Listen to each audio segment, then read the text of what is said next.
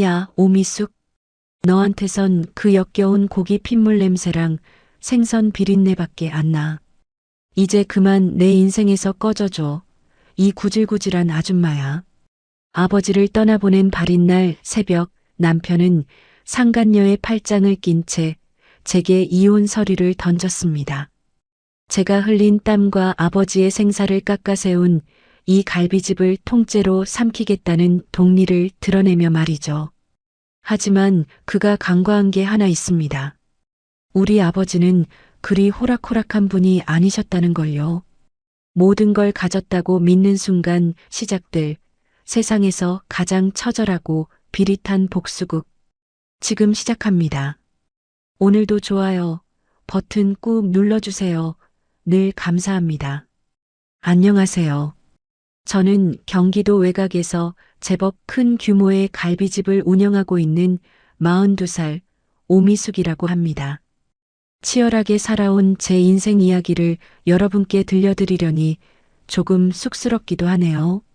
하지만 누군가에게는 제 이야기가 작은 위로가 될 수 있지 않을까 하는 마음으로 입을 떼어봅니다. 새벽 5시. 세상이 아직 짙은 푸른빛에 잠겨있는 이 시간이 제 하루의 시작입니다. 가게 문을 열고 들어가 가장 먼저 하는 일은 커다란 불판을 닫고 고기를 손질하는 일입니다. 그렇게 일을 정신없이 하다 보면 제 손은 금방 기름기로 번들거리고 거칠어지죠. 손마디는 이미 굵어질 대로 굵어졌고 손톱 밑에는 고기 핏물이 가실 날이 없어요. 문득 제 손을 내려다보는데 만감이 교차하더군요. 이 가게는 제 삶의 전부이자 우리 아버지의 눈물이고 땀이었으니까요. 미수가 남 밑에서 고생하지 말고 내 장사해라. 10여 년 전 시장통에서 평생 생선을 파셨던 아버지가 꼬박꼬박 모은 돈을 내어주시며 하신 말씀이 귓가에 쟁쟁합니다. 그 돈으로 남편과 함께 이 갈비집을 차렸을 때 우리는 정말 세상을 다 얻은 기분이었죠. 그때는 남편도 소매를 걷어붙이고 함께 불판을 닦았습니다. 기름 냄새를 훈장처럼 여기며 둘이서 땀 흘려 일하던 그 시절이 참 그리워지네요. 어느덧 해가 중천에 뜨고 정오가 되었습니다. 가게 안은 손님들로 북적거리기 시작하고 저는 주방과 홀을 정신없이 뛰어다니죠. 그때 식당 문이 열리며 화사한 정장 차림의 남편이 들어옵니다. 누가 봐도 성공한 중년 신사의 모습으로 말이죠. 남편은 저를 돕기는커녕 단골 손님들이 앉아있는 테이블을 돌며 인사를 건네기 바쁩니다. 어이구, 사장님, 오셨습니까? 예. 저희 고기가 오늘 유독 좋습니다. 맛있게 드십시오. 호탕하게 웃으며 악수를 나누는 그를 보며 손님들은 입을 모아 칭찬합니다. 민수 씨 같은 젊은 대표가 있어서 이 집이 잘 되는 거라고요. 그럴 때마다 제 속은 까맣게 타들어가지만 겉으로는 묵묵히 고기를 썰 뿐입니다. 한참을 생색내던 남편이 제 쪽으로 다가오더니 미간을 찌푸리며 혀를 찹니다. 야, 미수가. 너 앞치마 좀 봐라. 기름기랑 핏물 때문에 엉망이잖아. 남편의 날카로운 말에 저는 당황해서 앞치마를 손으로 가렸습니다. 손님이 몰려서 그래. 여보, 당신도 온 김에 저쪽 테이블 불판 좀 갈아주면 안 돼? 너무 바빠서 그래. 제 말에 남편은 마치 못 볼 걸 봤다는 듯 뒤로 한 걸음 물러나더군요. 내가 지금 옷을 어떻게 입었는데 불판을 갈아? 나는 이 가게의 얼굴이야, 얼굴. 대표가 이런 꾸준히 일을 해야겠어? 그래도 점심시간엔 손이 모자라잖아. 그러니까 사람을 더 쓰든가 했어야지. 그리고 제발 좀 꾸미고 살아라. 손님들 보기 창피해 죽겠어. 내 꼴 좀 봐. 동네 할머니가 따로 없네. 남편은 차가운 시선을 남기고는 제 대답도 듣지 않은 채 카운터로 향했습니다. 거울 속에 비친 제 모습은 정말 남편 말대로 찌들어 있었죠. 헝클어진 머리카락, 땀에 젖어 얼굴에 달라붙은 잔머리, 그리고 냄새나는 앞치마. 눈물이 핑 돌았지만 저는 억지로 참아내며 다시 집게를 들었습니다. 오후가 되자 남편은 골프 약속이 있다며 나갈 채비를 하더군요. 탈의실에서 옷을 갈아입고 나오는 그의 곁을 지나치는데 문득 낯선 향기가 제 코끝을 스쳤습니다. 그건 남편이 평소에 쓰던 스킨 냄새가 아니었어요.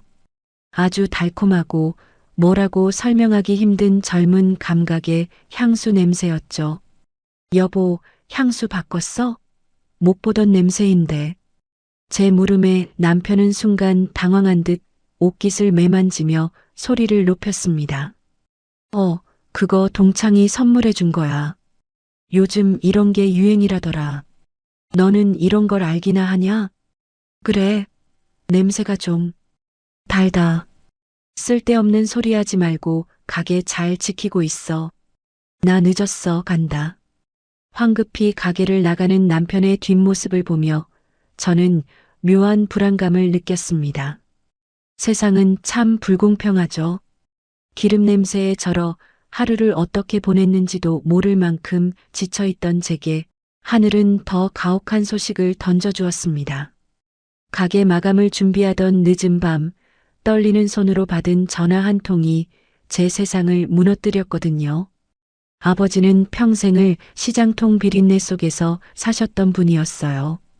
매일 새벽 얼음물에 손을 담가 생선을 만지며 그 억척스러운 손으로 저를 대학까지 보내주셨죠. 불과 며칠 전 통화에서도 아버지는 제 걱정뿐이었습니다. 미수가 장사는 좀 어떠냐? 남편이랑 싸우지 말고 잘 지내고 혹시라도 힘들면 언제든 이 아비한테 와라. 알았지? 투박한 경상도 사투리에 섞인 그 따뜻한 진심이 마지막이 될 줄은 꿈에도 몰랐습니다. 병원에서 걸려온 부고 소식에 저는 앞치마도 벗지 못한 채 병원으로 달려갔어요. 심장이 터질 듯이 뛰고 눈앞이 캄캄해져서 어떻게 운전대를 잡았는지 기억조차 나지 않습니다.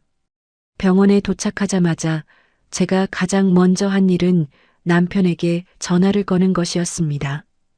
이런 큰일을 닥치니 남편밖에 생각나지 않더라고요. 하지만 휴대폰 너머에서는 차가운 안내 음성만 들려왔습니다. 전원이 꺼져 있어 음성 사서함으로 연결됩니다. 여보, 제발 전화 좀 받아. 우리 아버지가 돌아가셨단 말이야. 지금 어디 있는 거야? 메시지를 남기고 수십 번을 더 걸어봤지만 남편은 묵묵부답이었습니다. 상복을 갈아입고 차가운 바닥에 앉아 있는데 남편이 없이 홀로 있는 게 왜 그렇게 서럽던지요. 조문객들이 올 때마다 남편의 행방을 묻는 말에 저는 그저 고개를 숙일 수밖에 없었습니다. 아이고, 김서방은 아직 안 왔는가? 무슨 일이 그리 바빠서 장인어른 가시는 길도 못 지켜? 지인들의 수군거림이 비수처럼 가슴에 꽂혔습니다. 저는 억지로 웃으며 급한 출장이 있어서요.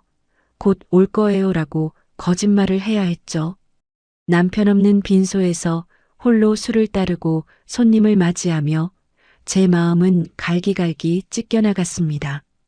모두가 떠난 깊은 밤, 저는 텅 빈 빈소 한 구석에서 아버지가 남기신 낡은 짐 가방을 열어보았습니다. 그 안에는 아버지가 평생 써오신 때 묻은 수첩 하나가 들어있더군요. 생선 비린내가 은은하게 배어있는 그 수첩을 넘기다 저는 그만 주저앉고 말았습니다. 글씨도 서툰 아버지가 연필로 꾹꾹 눌러 쓴 딸에게 주고 싶은 것들이라는 목록 때문이었죠. 우리 미숙이 예쁜 옷 한 벌 사주기. 손마디 아플 텐데 좋은 약 지어주기. 나중에 우리 딸 기 안 죽게 큰 집 하나 해주기. 삐뚤빼뚤 써진 그 글자 하나하나에 저를 향한 아버지의 눈물겨운 사랑이 담겨 있었습니다. 자신은 평생 머리 한 번 못 깎고 구멍난 양말을 신으면서도 오로지 딸 자식 잘 되기만을 바라며 모으고 또 모으셨던 거예요. 아버지, 아버지, 이걸 다 적어놓고 그냥 가시면 어떡해. 나 아직 아버지한테 해드린 게 하나도 없는데. 저는 수첩을 가슴에 품고 거꾸러운 바닥을 치며 오열했습니다.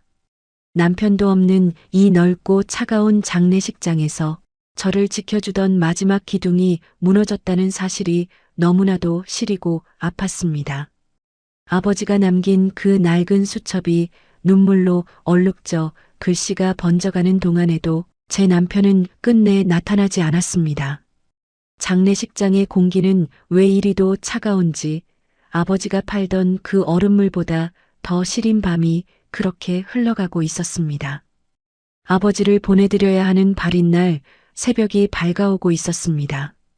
장례식장의 공기는 밤새 내린 서리처럼 차갑고 무거웠죠. 며칠 밤을 꼬박 세운 제 눈은 짓물러서 따가웠고 몸은 천근만근 무거워 손가락 하나 까딱할 힘조차 남아있지 않았습니다. 텅 빈 빈소를 지키며 남편의 연락을 기다리다 지쳐 이제는 분노보다 허탈함이 가슴을 채우고 있었어요. 장례식장 복도 끝에서 구두 소리가 울려 퍼졌습니다.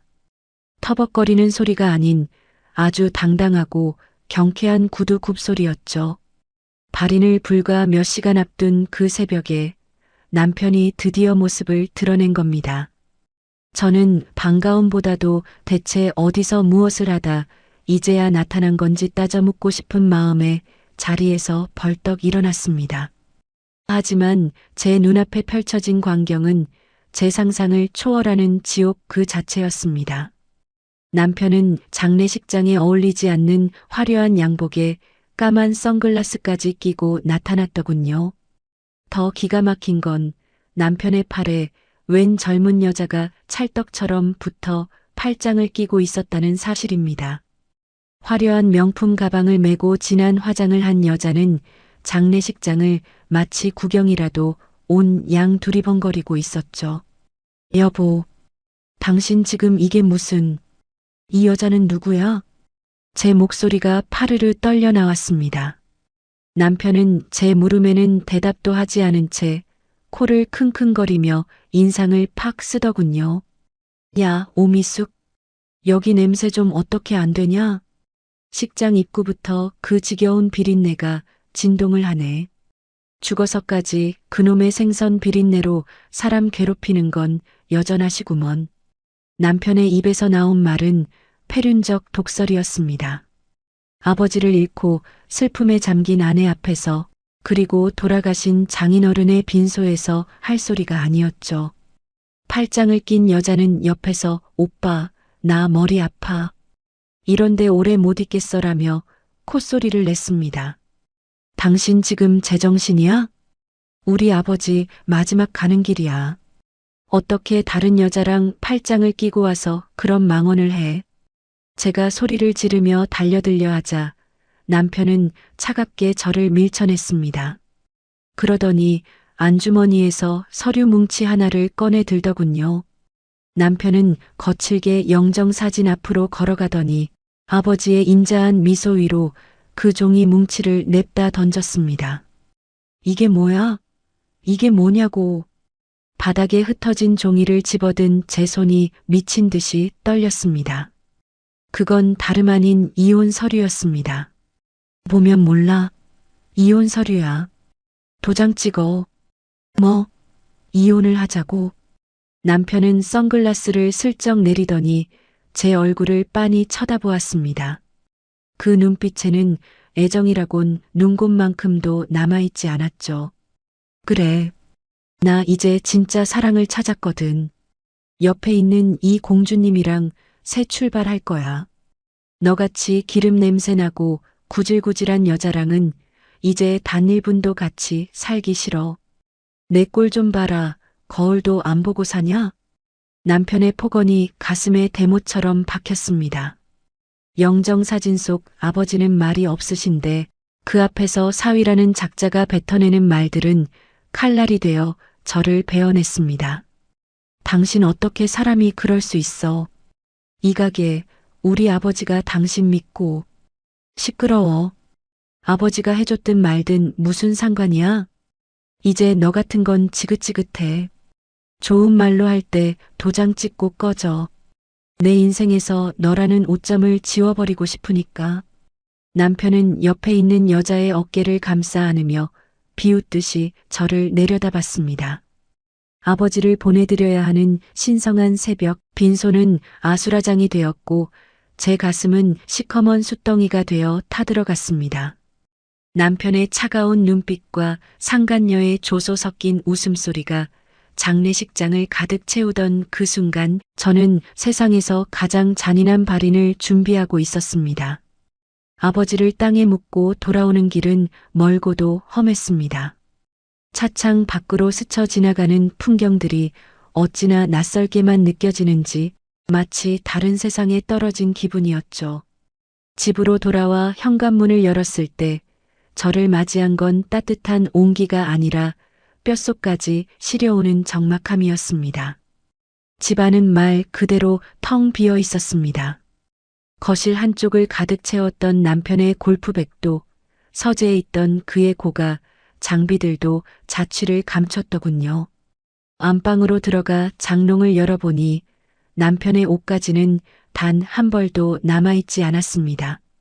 마치 애초에 이 집에 그라는 사람이 살지 않았던 것처럼 모든 흔적이 지워져 있었죠. 바닥을 내려다보니 우리 부부가 환하게 웃고 있던 결혼사진 액자가 산산조각이 난 채 뒹굴고 있었습니다. 유리 파편이 사방으로 튀어있는 그 처참한 광경이 꼭 제 망가진 가슴속 같아서 한참을 멍하니 바라보았습니다. 제가 헛웃음을 삼키며 주저앉으려 할 때 현관문 비밀번호 누르는 소리가 들렸습니다. 당당하게 들어온 남편은 상복도 벗지 못한 저를 보며 눈살을 찌푸리더군요. 그의 손에는 이미 짐을 다 뺐으면서도 무엇을 더 챙기려는 듯 커다란 가방 하나가 들려 있었습니다. 뭐야, 벌써 왔어? 생각보다 빨리 끝났네. 남편은 거실 소파에 다리를 꼬고 앉아 저를 무슨 불청객 보듯 쳐다봤습니다. 여보, 어떻게 이럴 수 있어? 제 목소리는 이미 갈라질 대로 갈라져 있었습니다. 하지만 남편은 코방귀를 끼며 주머니에서 서류 한 장을 꺼내 테이블 위에 탁 던졌습니다. 야, 구구절절 말 길게 하지 말자. 나 성격 급한 거 알지? 이혼 서류에 도장 찍어. 그리고 분명히 말해두는데 갈비집 식당 건물하고 사업자 명의는 다 내 거야. 너의 아버지가 나 믿고 맡긴 거니까 넌 권리 주장할 생각도 하지 마. 남편의 뻔뻔한 요구에 저는 기가 막혀 말이 나오지 않았습니다. 아버지가 평생을 바쳐 일군 터전이자 제 피땀이 서린 그 가게를 홀랑 집어삼키겠다는 신보였죠. 식당이 왜 당신 거야? 우리 아버지가 나 고생하지 말라고 미천 대주신 건데 당신이 무슨 염치로 그걸 다 가져가겠다는 거야? 웃기지 마. 그동안 관리하고 운영한 게 누군데? 사람들이 다 나보고 찾아오지. 너 같은 고기 냄새 나는 아줌마 보고 오겠냐? 넌 그냥 몸만 나가. 그게 그동안 살려준 정에 대한 예우니까. 남편의 눈빛은 탐욕으로 번들거리고 있었습니다. 예전에 그 순박했던 모습은 어디에도 없었죠. 저는 분노로 온몸이 떨렸지만 이상하게도 마음 한구석에서 차가운 냉소가 피어올랐습니다. 더 이상 이 인간에게 기대할 것도 슬퍼할 가치도 없다는 사실을 깨달았기 때문일까요? 그래. 당신 원하는 대로 해줄게. 제 입에서 나온 의외의 대답에 남편은 눈을 동그랗게 떴습니다. 진짜지? 나중에 딴소리하기 없기다? 응. 당신이 그렇게 원하는데 내가 무슨 힘이 있겠어. 다 가져가. 식당이든 건물이든 당신이 그렇게 좋아하는 그 대표님 자리 평생 지키면서 잘 살아봐. 저는 화장대 서랍 깊숙이 넣어두었던 도장을 꺼내왔습니다. 그리고 한치의 망설임 없이 남편이 내민 이혼 서류 위에 도장을 꼭 눌러 찍었습니다. 쾅 하고 종이에 박히는 도장 소리가 마치 제 과거를 단절시키는 종소리처럼 들렸습니다. 도장이 찍히는 걸 확인하자마자 남편은 세상을 다 얻은 듯한 표정을 지었습니다. 그는 서류를 소중하게 챙기더니 제 앞이라는 사실도 잊은 채 휴대폰을 꺼내 어디론가 전화를 걸더군요. 자기야. 나야. 방금 다 끝냈어. 도장 찍었어. 이제 진짜 다 끝났다니까. 이제 우리 세상이야, 자기야. 하하. 거실에 울려 퍼지는 남편의 환호성과 간드러지는 웃음소리. 상간녀에게 승전보를 알리는 그 추악한 목소리를 들으며 저는 차가운 바닥에 시선을 고정했습니다. 그는 저를 투명 인간 취급하며 콧노래를 부르며 집을 나갔습니다. 쾅 닫히는 문소리와 함께 다시 정적이 찾아왔고 저는 어둠이 내려앉은 거실에서 홀로 남겨졌습니다. 가진 것을 모두 잃었다고 생각하는 남편의 뒷모습. 그 뒷모습을 보며 저는 생전 처음 느껴보는 기묘한 평온함을 느꼈습니다. 이제 제게 남은 건 오직 아버지의 낡은 유품 상자뿐이었지만 그것만으로도 충분하다는 생각이 들었거든요. 저는 떨리는 손으로 유품 상자를 열었습니다. 그 안에는 아버지가 생전에 아끼시던 통장 몇 개와 함께 빳빳한 종이 뭉치가 들어 있었습니다. 그건 다름 아닌 우리가 운영하는 갈비집 건물의 등기 권리증이었죠. 서류 위에 낯선 이름이 적힌 명함 하나가 클립으로 고정되어 있더군요. 법무법인 한결, 변호사 김진우라는 이름이었습니다. 저는 그 길로 명함에 적힌 번호로 전화를 걸어 변호사 사무실을 찾았습니다. 사무실에 들어서자 인자하게 생긴 중년의 변호사가 저를 기다렸다는 듯 맞이해 주었습니다. 오미숙 씨 되시죠? 아버님께서 생전에 미리 연락을 주셨습니다. 따님이 이 명함을 들고 찾아올 거라고요. 변호사는 제 앞에 두툼한 서류 한 뭉치를 내밀었습니다. 아버님께서는 이미 오래전부터 사위분의 행실을 알고 계셨습니다. 가게 운영에는 관심도 없고 밖으로 겉도는 모습에 걱정이 많으셨죠. 그래서 2년 전 저를 찾아와 법적인 조치를 모두 끝내놓으셨습니다. 지금 이 갈비집 건물과 땅 그리고 사업체에 대한 모든 권한은 오미숙 씨 본인의 단독 명의로 되어 있습니다. 아버지는 비린내 나는 시장통에서 생선을 팔면서도 딸 자식의 미래를 다 생각해 두셨던 것이죠. 자신의 사위가 어떤 인간인지 그리고 제가 어떤 고통을 겪을지 미리 짐작하시고 방패를 만들어 주신 거였죠. 그리고 아버님이 남기신 편지가 하나 더 있습니다. 변호사가 건넨 편지 봉투에는 우리 딸 미숙이에게라는 투박한 글씨가 적혀 있었습니다. 미숙아, 이 편지를 읽고 있다면 아마 내 마음이 많이 아픈 상태겠지. 그놈이 너를 힘들게 할 거라는 거 알고 있었다. 하지만 아비가 미리 나서면 내 가정이 깨질까봐 조용히 준비만 해뒀다. 이제 그놈 손에 든 건 아무것도 없으니 너는 당당하게 내 삶을 살아라. 이 아비가 너를 위해 깔아둔 보험이라 생각하고 눈물 닦고 앞만 보고 가거라. 편지를 읽어 내려가는 동안 참아왔던 눈물이 쏟아져 나왔습니다. 아버지는 마지막 순간까지도 저를 위해 이토록 완벽한 반격의 발판을 마련해 주셨던 거예요. 남편이 그토록 당당하게 가게 다 내 거니까 넌 몸만 나가라고 협박하던 모습이 떠올랐습니다. 세상을 다 얻은 듯 상간녀에게 전화를 걸어 환호하던 그 추악한 목소리도요. 후후. 하하. 저는 터져나오는 웃음을 참을 수 없었습니다. 눈물 범벅이 된 얼굴로 사무실이 떠나가라 소리내어 웃었습니다. 생전 처음 느껴보는 짜릿하고 차가운 환희였습니다.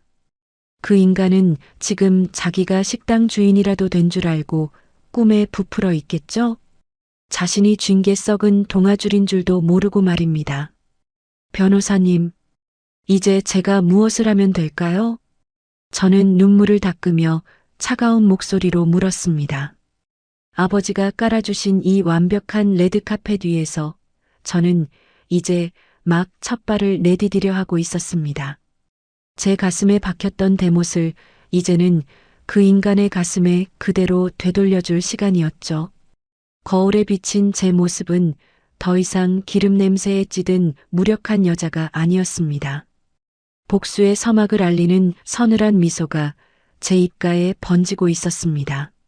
저는 제가 평생을 일군, 아니, 우리 아버지가 일궈주신 갈비집으로 향했습니다. 가게 카운터에는 제가 앉아 있어야 할 자리에 남편과 그 젊은 여자가 나란히 앉아 있더군요.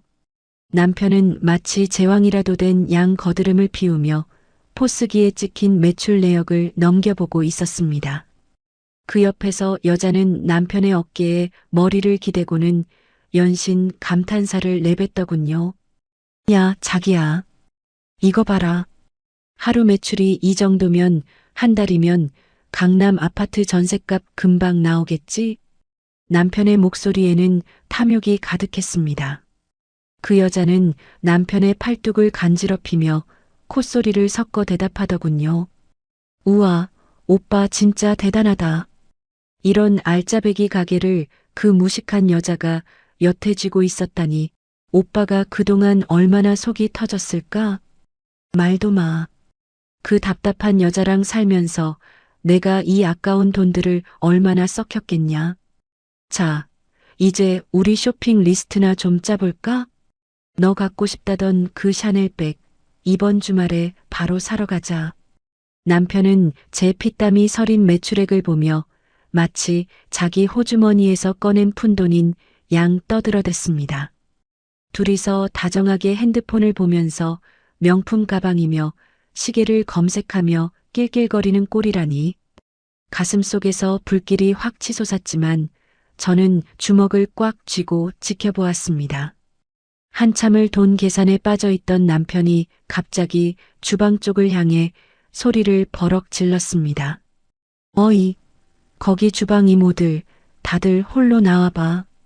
제 손발이 되어 10년 넘게 불판과 씨름해온 주방 이모들이 어리둥절한 표정으로 홀에 모였습니다. 남편은 자리에서 일어나 뒷짐을 지고는 그분들 앞을 위협적으로 왔다 갔다 하더군요. 다들 소식 들었지, 나 이혼하는 거. 이제 이 가게 주인은 나야. 명의고 뭐고 법적으로 다 정리되어 있어요. 그러니까 이제부터 그 전 사장, 아니 오미숙 사장 노릇하던 여자 말 듣지 마. 이모 한 분이 기가 찬다는 듯 한마디 했습니다. 아니 사장님, 미숙 씨랑 같이 고생해서 키운 가게인데 갑자기 이러시면 어떡합니까? 남편은 그 말이 끝나기도 전에 탁자를 발로 쾅 걷어찼습니다. 어디서 말대꾸야. 내가 월급 주는 사람인데 말이야. 저리 싫으면 중이 떠나야지. 이제 이 가게 운영 방식도 싹 바꿀 거야. 토 달지 말고 시키는 대로 해. 알았어? 직원들에게 아나무인으로 갑질을 하는 남편의 모습은 정말 가관이었습니다. 그가 무시하는 저 이모들은 제가 힘들 때 같이 울고 웃으며 아버지가 돌아가셨을 때도 제 빈소를 지켜주신 분들인데 말이죠. 옆에 선 여자는 그 광경이 재밌다는 듯 입을 가리고 웃고 있었습니다. 어이가 없었지만 어떤 추악한 모습을 더 보이는가 싶어 저는 그 자리를 피해버렸습니다. 마감 시간이 다 되어 가게를 찾았죠. 마감이 끝난 남편은 어디서 챙겨왔는지 비싼 와인 한 병을 꺼내더군요. 그건 아버지가 아주 귀한 손님이 올 때만 대접하겠다며 아껴두셨던 빈티지 와인이었습니다. 펑하고 경쾌하게 코르크가 따지는 소리가 가게 밖까지 들렸습니다. 자기야, 축배를 들자. 드디어 우리 세상이다. 남편은 와인잔을 높이 들며 소리쳤습니다. 오빠, 축하해. 이제 우리 앞날에는 꽃길만 펼쳐질 거야. 두 사람의 잔이 부딪히며 맑은 소리를 냈고 그들은 서로의 입술에 와인을 흘려넣으며 승리의 축배를 들었습니다. 가게 안을 가득 채우는 그들의 비릿한 웃음소리를 들으며 저는 조용히 휴대폰을 꺼내 들었습니다. 마음껏 마셔도 그게 당신의 인생 마지막 만찬이 될 테니까. 차디찬 냉소를 머금은 채 저는 그들의 축배가 끝날 때까지 단 한순간도 눈을 떼지 않았습니다. 아버지가 깔아주신 레드카펫 위에 올라설 제 모습을 상상하며 저는 그 어느 때보다 차분하게 반격의 시계를 돌리고 있었습니다. 어젯밤 아버지가 아끼시던 와인까지 따며 승리의 축배를 들던 남편의 웃음소리가 아직도 제 귓가에 쟁쟁합니다. 날이 밝자마자 저는 변호사님과 함께 가장 먼저 남편 명의로 연결된 모든 사업용 카드와 계좌들을 정지시켰습니다. 가진 것이 아무것도 없다는 걸 깨달았을 때 그 인간이 지을 표정을 상상하니 가슴속에서 차가운 흥분이 일더군요. 가게 문을 닫아 걸고 변호사님과 다음 단계를 논의하던 중 전화 한 통이 걸려왔습니다. 제가 상간녀 소송을 위해 증거 수집을 의뢰했던 흥신소 직원이었죠. 남편이 상간녀를 데리고 백화점 명품 매장에 나타났다는 소식이었습니다. 직접 가서 눈으로 보지는 못했지만 수화기 너머로 들려오는 보고만으로도 상황이 눈앞에 선하게 그려졌습니다. 남편은 상간녀의 어깨를 감싸 안고 아주 당당하게 프랑스 명품 브랜드 매장으로 들어갔다고 합니다. 여자는 신이 나서 이것저것 가방을 들어보더니 가장 화려한 디자인의 백을 골라 남편에게 안겼다죠. 오빠, 이거 진짜 나랑 잘 어울리지? 나 이거 사주면 오늘 밤에 오빠가 시키는 거 다 할게. 여자의 간드러지는 콧소리에 남편은 세상을 다 가진 듯한 미소를 지으며 카드를 꺼냈을 겁니다. 당연하지. 우리 공주님이 갖고 싶다는데 그까짓 게 문제냐? 자, 여기 결제해 주세요. 남편은 점원에게 아주 거만하게 카드를 내밀었겠죠. 하지만 잠시 후 단말기를 만지작거리던 점원의 표정이 미묘하게 변했다더군요. 손님, 죄송합니다만 카드가 승인 거절로 나옵니다. 네, 그럴 리가 없는데요. 다시 해봐요. 한도가 얼마나 높은 카드인데. 남편의 목소리가 커지자 매장 안 사람들의 시선이 쏠리기 시작했고 점원은 곤혹스러운 표정으로 카드를 다시 긁어보더니 고개를 저었다고 합니다. 정지된 카드로 뜨네요. 다른 카드는 없으신가요? 그 순간 옆에 있던 상간녀의 표정은 순식간에 굳어버렸고 남편은 당황해서 다른 카드들을 줄줄이 꺼냈지만 결과는 모두 마찬가지였다고 해요. 이게 도대체 어떻게 된 거야? 내 카드가 왜 다 정지야? 남편이 매장이 떠나가라 소리를 지르는 사이 사람들은 수군거리며 그를 위아래로 훑어봤습니다. 성공한 사업가인 척 떵떵거리던 남편의 얼굴은 순식간에 불그락푸르락 달아올랐고 상간녀는 창피한 듯 남편의 팔을 뿌리치고 매장 밖으로 먼저 걸어나가 버렸다는 보고를 끝으로 전화가 끊겼습니다. 그 꼴을 상상하며 저는 입술을 깨물며 조용히 웃었습니다. 예상대로 얼마 지나지 않아 백화점에서 허둥지둥 빠져나온 남편이 상간녀와 함께 우리 갈비집으로 들이닥쳤습니다. 무슨 영문인지 확인하러 미친 듯이 달려온 것이겠죠. 하지만 가게 앞에는 변호사님과 제가 서 있었습니다. 뭐야? 당신들 누구야? 내 가게 앞에서 지금 뭐 하는 짓이야? 남편이 차에서 내리자마자 삿대질하며 고함을 쳤습니다. 저는 가게 안에서 천천히 문을 열고 나가 그에게 다가갔습니다. 아저씨, 왜 이렇게 화가 났어? 쇼핑은 즐겁게 잘했어? 제 등장에 남편은 눈을 부릅뜨며 제 멱살이라도 잡을 듯이 달려들었습니다. 오미숙, 너지? 네가 내 카드 다 정지시켰지. 이게 무슨 짓이야? 당장 안 풀어? 남편의 고함에 변호사님이 앞을 막아서며 서류 한 장을 내밀었습니다. 진정하시죠. 저는 이 건물과 사업체의 실소유주인 오미숙 씨의 법률 대리인입니다. 당신은 더 이상 이 가게의 운영 권한이 없습니다. 당장 이곳에서 나가주셔야겠습니다. 뭐? 실소유주? 이 새끼가 무슨 소리를 하는 거야? 여긴 내 장인이 나한테 물려준 내 가게라고. 남편은 발악하며 변호사님의 손에 든 서류를 뺏어들었습니다. 하지만 서류를 읽어내려가던 그의 눈동자가 미친 듯이 흔들리기 시작하더군요. 등기권리증상 소유주명의 오미숙, 그리고 모든 수익권이 제게 단독으로 귀속되어 있다는 법적 증명서들이었죠. 말도 안 돼. 그 노인네가 나한테 다 맡긴다고 했단 말이야. 이거 다 조작이지? 네가 꾸민 짓이지. 남편은 현실을 부정하며 제 어깨를 거칠게 흔들었습니다. 저는 차가운 눈빛으로 그의 손을 뿌리쳤습니다. 이봐 아저씨, 아버지가 당신 같은 인간한테 평생 일군 재산을 그냥 줄 것 같았어? 당신이 이런 가게를 운영하지 못할 놈이라는 거 아버지는 이미 다 알고 계셨어. 당신이 가졌던 건 아버지가 잠시 빌려준 신기루였을 뿐이야. 남편의 얼굴에서 핏기가 싹 가셨습니다.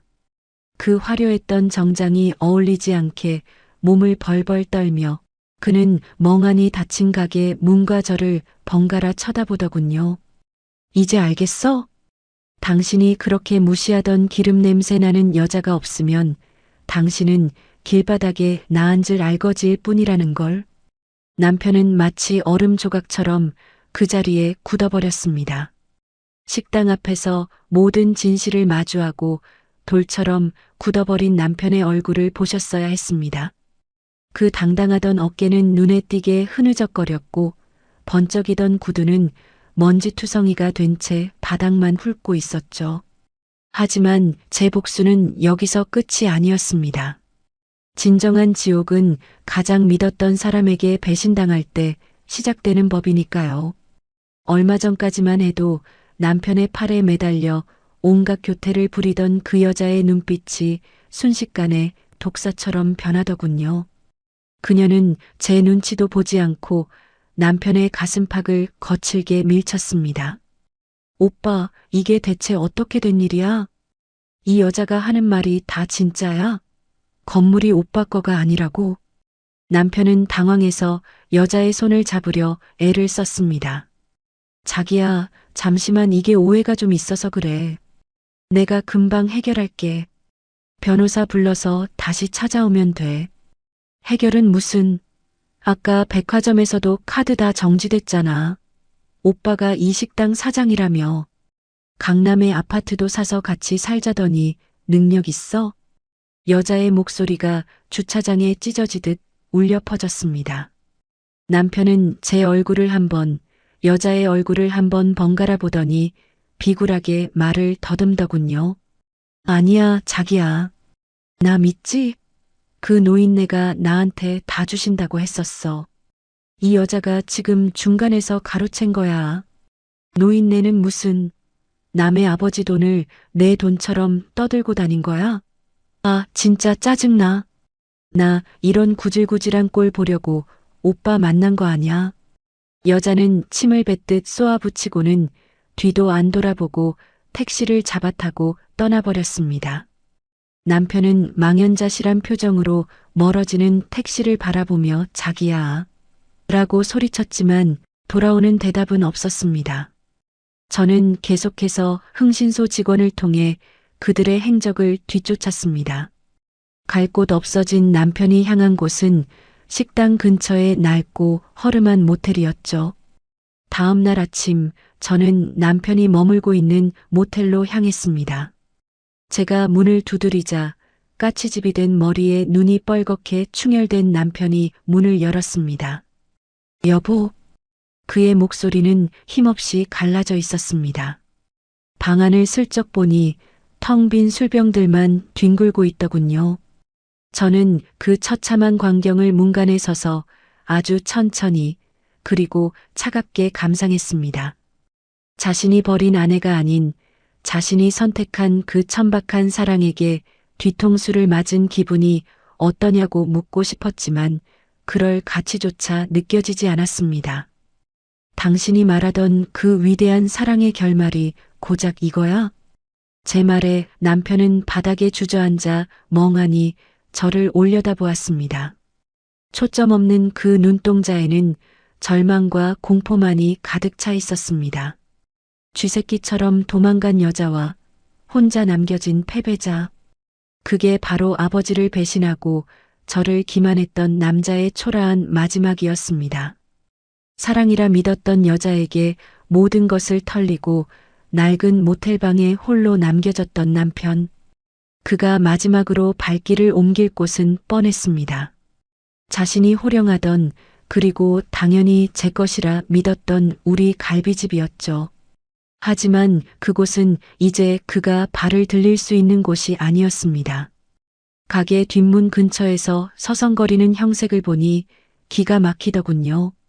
며칠 전만 해도 번듯한 정장에 값비싼 향수 냄새를 풍기던 대표님은 온데간데 없었습니다. 며칠을 굶었는지 얼굴은 반쪽이 됐고 옷은 구질구질하게 구겨진 채 왔더군요.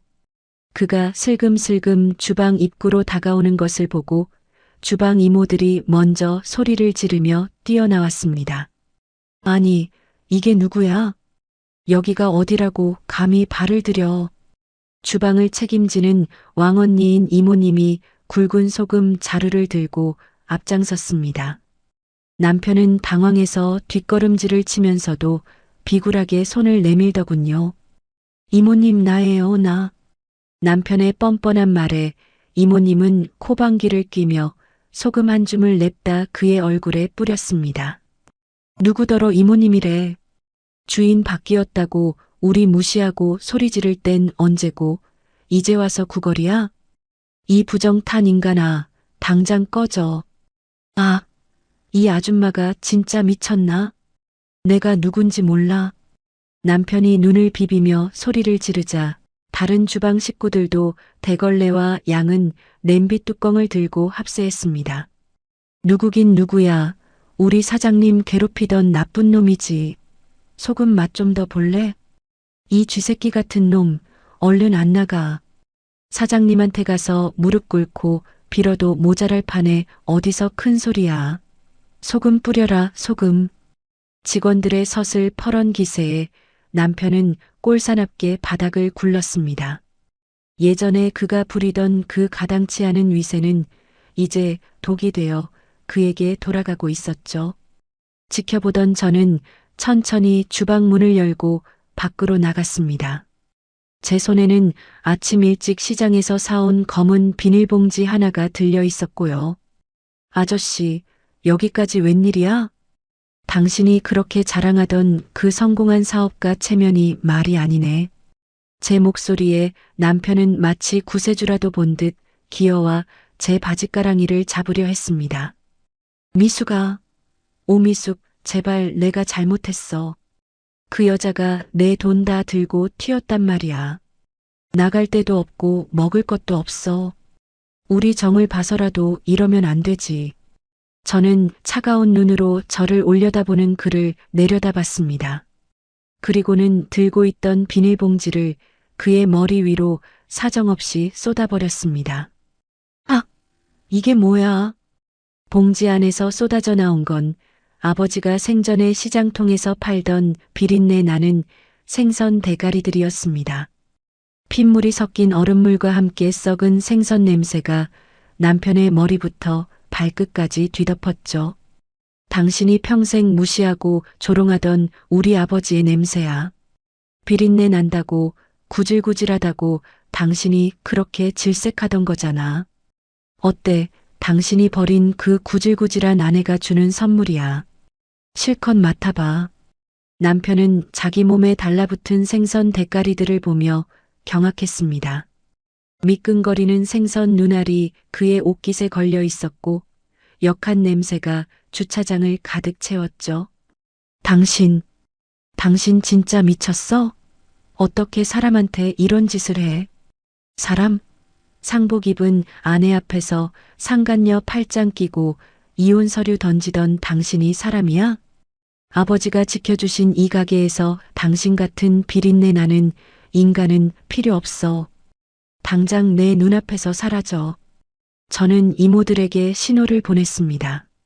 이모들이 다시 물바가지를 들고 나오자 남편은 생선 대가리를 주렁주렁 매단 채 쥐새끼처럼 길바닥으로 도망치기 시작했습니다. 그가 지나가는 자리마다 역한 비린내가 진동을 했고 지나가던 행인들은 코를 막으며 그를 피하더군요. 길바닥으로 쫓겨나 울부짖는 남편의 뒷모습을 보며 저는 처음으로 가슴속 응어리가 조금은 가라앉는 것을 느꼈습니다. 아버지가 팔던 그 생선의 비린내가 오늘따라 제게는 그 어떤 향수보다 향긋하게 느껴졌습니다. 이제 정말 이 지긋지긋한 인연의 끝이 보이고 있었습니다. 남편은 머리에 생선 내장을 뒤집어 쓴 채 바닥을 치며 통곡하기 시작했습니다. 그 모습이 어찌나 비참한지 구경하던 행인들은 쯧쯧 저 꼴 좀 봐. 대체 무슨 짓을 했길래 저래? 라며 수군거렸죠. 미수가 내가 잘못했다. 내가 진짜 미쳤었나 봐. 죽을 죄를 졌어. 제발 한 번만, 딱 한 번만 용서해주면 안 돼? 남편은 지나가는 사람들의 시선도 아랑곳하지 않고 제 신발 끝을 붙잡으려 바닥을 기어왔습니다. 눈물과 콧물이 뒤범벅된 얼굴로 저를 올려다보는 그 눈빛에는 예전의 오만함은 눈 씻고 찾아볼 수 없었죠. 미수가 우리 좋았을 때 생각 좀 해봐. 내가 당신이랑 같이 이 가게 일구려고 얼마나 고생했어. 응? 나 진짜 갈 데가 없어. 그의 입에서 나오는 정이라는 단어가 어찌나 가증스럽던지요. 불과 얼마 전 장례식장에서 상간녀와 팔짱을 끼고 제 가슴에 대못을 박던 인간이 이제 와서 과거를 들먹이며 구걸하고 있었습니다. 이봐 아저씨, 사랑을 찾았다며? 구질구질한 여자는 필요 없다며? 제 차가운 물음에 남편은 대답도 못하고 꺽꺽거리며 울기만 했습니다. 내가 미쳤었어. 그년이 꼬셔서 그런 거야. 제발 한 번만 살려줘. 바닥에 머리를 찌우며 울부짖는 남자를 내려다보는데 이상하게도 제 마음속에는 아무런 감정이 일렁이지 않았습니다. 분노도 미움도 심지어는 동정심조차 느껴지지 않았죠. 그저 길가에 버려진 오물덩어리를 보는 것처럼 무감각해진 제 자신을 발견했습니다. 아, 이제 정말 끝이구나. 내 마음속에서 이 인간은 이미 죽었구나. 저는 그의 손을 차갑게 뿌리치고 가게 안으로 발걸음을 옮겼습니다. 등 뒤에서 미수가 여보 하고 부르는 절규가 들려왔지만 저는 단 한 번도 뒤돌아보지 않았습니다. 가게 안은 밖의 소란함과는 대조적으로 고요하고 평화로웠습니다. 주방 이모들이 미리 깨끗하게 치워둔 카운터 한가운데 저는 아버지의 사진을 정성스럽게 모셨습니다. 그리고 주방으로 들어가 아버지가 생전에 가장 좋아하시던 양념으로 갈비를 정성껏 구워냈습니다. 지글지글 고기 익는 소리가 적막한 가게에 울려 퍼졌습니다. 정갈하게 차려진 갈비 한 상을 보며 저는 속삭였습니다. 아버지, 많이 기다리셨죠? 그 인간, 이제 정말 제 인생에서 치워버렸어요. 아버지가 생전에 그 인자한 미소로 저를 바라보고 계시는 것 같았습니다. 아버지가 저를 위해 평생 비린내를 견디며 만들어주신 이 소중한 터전, 그리고 남편의 배신을 미리 알고 저를 지켜주기 위해 깔아주신 그 눈물겨운 레드카펫. 이제 더 이상 기름 냄새 난다고 자책하지 않을게요. 아버지가 주신 이 냄새가 제게는 훈장이라는 거 이제야 알았거든요. 저 이제 진짜 제 삶을 살게요, 아버지. 누구의 아내도 아닌 오미숙으로 당당하게요. 다음 날 아침이 밝았습니다. 어제의 소라는 흔적도 없이 사라졌고 맑고 투명한 햇살이 가게 유리창을 통해 쏟아져 들어왔습니다. 저는 깨끗하게 세탁된 새 앞치마를 질끈 동여맸습니다. 거울 앞에 서서 헝클어진 머리를 정갈하게 묶고 살짝 미소도 지어 보았습니다. 가게 셔터를 올리는 소리가 오늘따라 유독 경쾌하게 느껴지더군요. 가게 문을 활짝 열어젖히자 상쾌한 아침 공기가 밀려 들어왔습니다. 더 이상 쓰레기 같은 전 남편의 눈치를 보지 않아도 되는 오직 저와 아버지만의 공간이 된 우리 가게. 자, 이제 시작해 볼까? 저 멀리서 첫 손님이 걸어오는 것이 보였습니다. 예전처럼 억지로 짓는 웃음이 아니었습니다. 가슴 깊은 곳에서부터 차오르는 진심 어린 미소를 머금고 저는 손님을 맞이할 준비를 마쳤습니다. 어서 오세요. 맛있는 갈비 드시러 오셨죠? 밝게 비치는 햇살을 받으며 저는 당당하게 첫 발을 내디뎠습니다. 기름 냄새 가득한 이 일터가 이제는 제 인생에서 가장 향기로운 꽃길이 되어가고 있었습니다. 제 인생의 진짜 시작은 바로 지금부터입니다. 쏟아지는 아침 햇살 아래 미숙은 비로소 단단해진 자신을 마주했습니다. 한때 부끄러워 숨기고 싶었던 앞치마의 기름 냄새는 이제 그녀를 지탱하는 훈장이자 삶의 향기가 되었습니다. 아버지가 남긴 사랑이라는 이름의 레드카펫 위에서 그녀는 더 이상 누군가의 희생양이 아닌 온전한 자신으로 서 있었습니다. 소란스러웠던 비극의 잔상은 햇볕에 말린 빨래처럼 하얗게 바래져 갔고 그 자리에는 정직한 땀방울과 인자한 아버지의 미소만이 남았습니다. 이제 그녀의 갈비집은 누군가를 빛내주기 위한 무대가 아닌 오미숙 자신의 인생을 꽃피울 소중한 터전이 되었습니다. 가게 문을 활짝 여는 그녀의 뒷모습에는 그 무엇에도 흔들리지 않는 평온함이 깃들어 있었습니다. 비린내 나던 아픔을 털어내고 그녀는 이제 막 자신의 진짜 인생을 향해 눈부신 첫 발을 내디디고 있었습니다. 청취자 여러분, 오늘 사연은 여기까지입니다. 잘 들어주셨나요? 오늘도 끝까지 함께 해주셔서 감사합니다. 여러분의 소중한 의견 댓글 부탁드립니다. 감사합니다.